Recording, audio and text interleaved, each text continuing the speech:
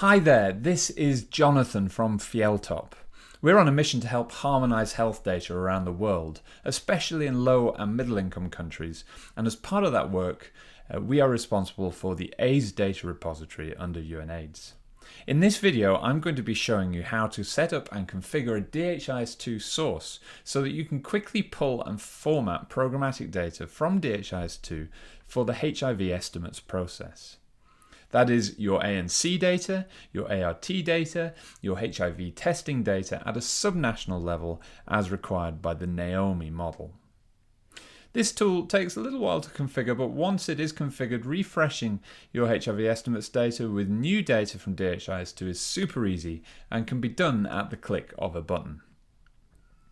This video has two main steps to it. The first step is configuring a pivot table in your DHIS2 instance, and the second set is configuring the DHIS2 source to pull and format that data from the pivot table. So, firstly, we want to set up the DHIS2 pivot table. And in order to do this, we need to understand the exact data required by the HIV estimates process, and also the variables that data needs to be disaggregated by. To do this, you should go and download the data templates, which can be found by going to the ADR, scrolling down to instructions to upload your country estimates data, finding the link to the blank template files. And from here, you can see all the data templates and download the data template of interest. Let's say we want to set up a DHIS2 source to pull ART data. I'm going to download the ART data template. And in this data template, we get clear indicator definitions for the indicators of interest, along with the variables that they want that data to be disaggregated by. So we can see that we want the number currently receiving ART, the number newly initiated on ART, and also the area, the sex, the age group, and the calendar quarter disaggregations. So armed with that information, we can go and create a DHIS2 pivot table that holds all of that information from our DHIS2 instance. Now, it's really important that this pivot table conforms to a strict structure. And we've created this little document that explains what that structure should be. Now, you can see from this document that we are looking to have the elements or indicators of interest along the columns, and then to disaggregate those elements and indicators by age and sex. And then down the rows, we want to have the time periods of interest, so calendar quarters in this case. And we want to have the subnational locations of interest as well.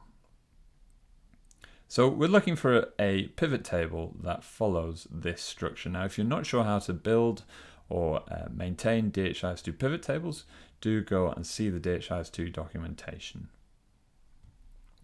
I have, via UNAIDS, access to the Zambia instance here, and I'm going to go to the data visualizer, and I'm going to open their pre-made pivot table for ART data.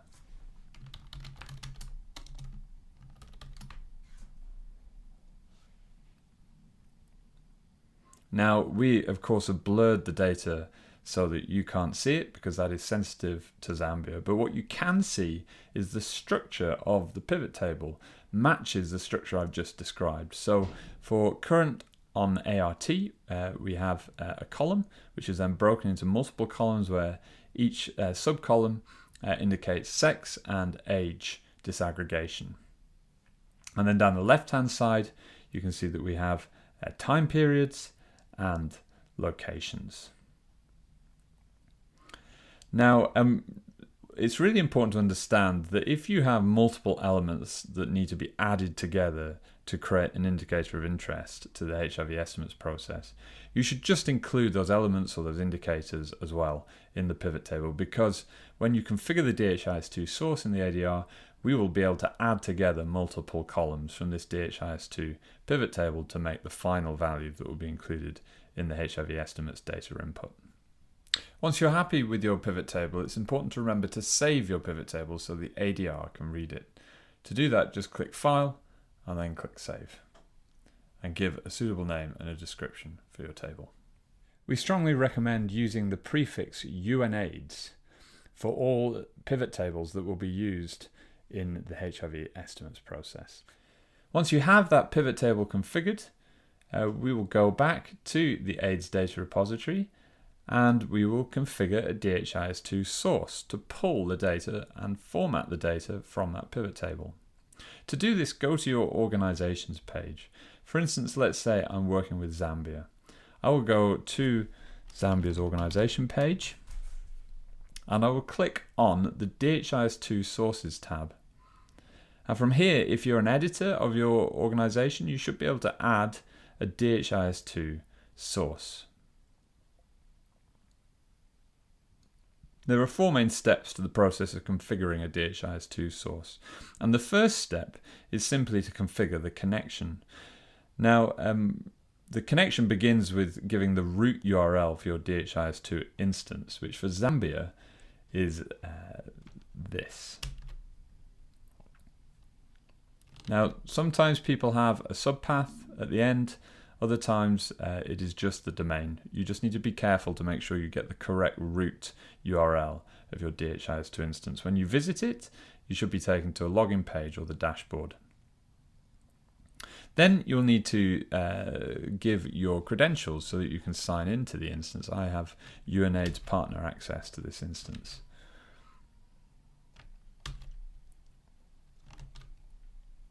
And once you have configured that, you should just click Next, and it will confirm that you can talk to the DHIS2 instance. Having connected to the DHIS2 instance, we then get to choose which pivot tables we want to source data from. Now you should be able to just click on the drop down and search for the pivot table name. Ours was called UNAIDS ART programmatic data. And then in this separate drop-down, say which HIV estimates input you are wanting to create. So we're wanting to create the Naomi ART input. Click Next.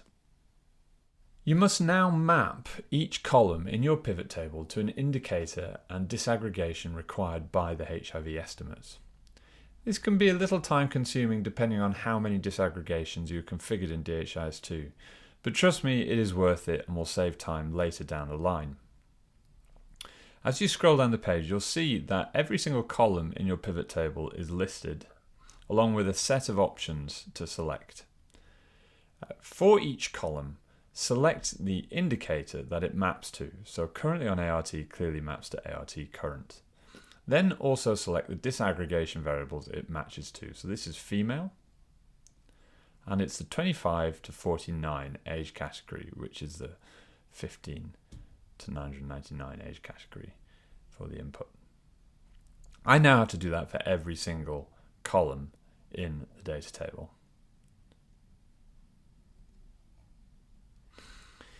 There are a few other things to note. Perhaps you will come across a column that is of no interest to you.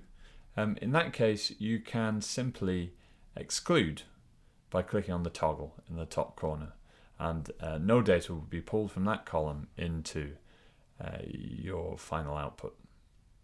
Also, you should note that if 2 columns are mapped to the same set of variables, so let's for instance say that I mapped that column to ART current female and then 15 upwards age category. Let's say I map this also to the same. Those 2 numbers would be summed to create the final number in the output dataset. So you can sum multiple DHIS2 elements or indicators together to build the output that you require. In very rare cases, you may want to actually subtract one column off another column. You can do that by setting the column to be a negative value here. So the next step is to do that for every column in the pivot table.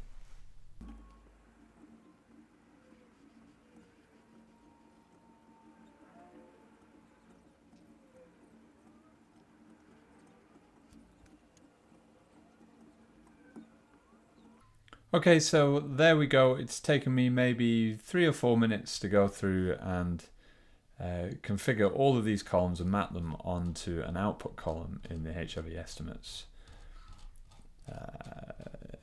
template. Now that I've done that, I'm going to click Next.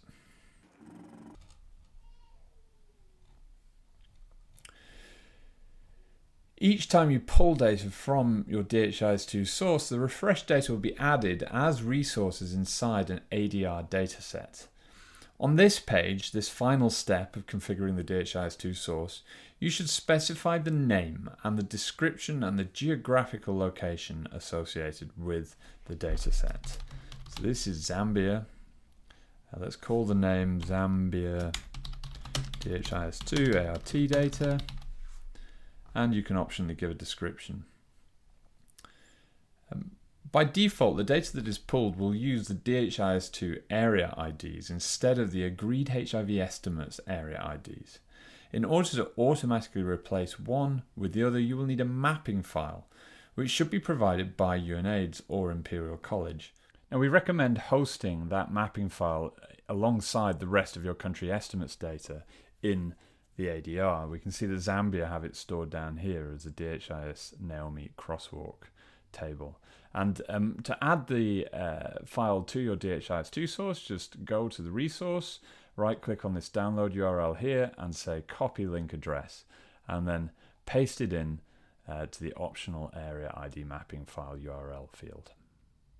The DHIS2 period conversion type can be ignored unless you're using a non-Gregorian version of the calendar.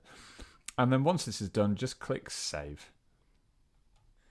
And that is it. You have configured your DHIS2 source. From this page, you can pull your data using the Refresh button, which should pull the data into the ADR. You can view the logs and results from each pull on the Jobs tab, and you can edit the configuration you've just created by clicking on the Edit tab. For more information about how to pull the data into the ADR and where to find that data in the ADR, do see our other video entitled Pulling Data from DHIS2. You may also find this guide helpful, the Guide to Preparing Naomi Data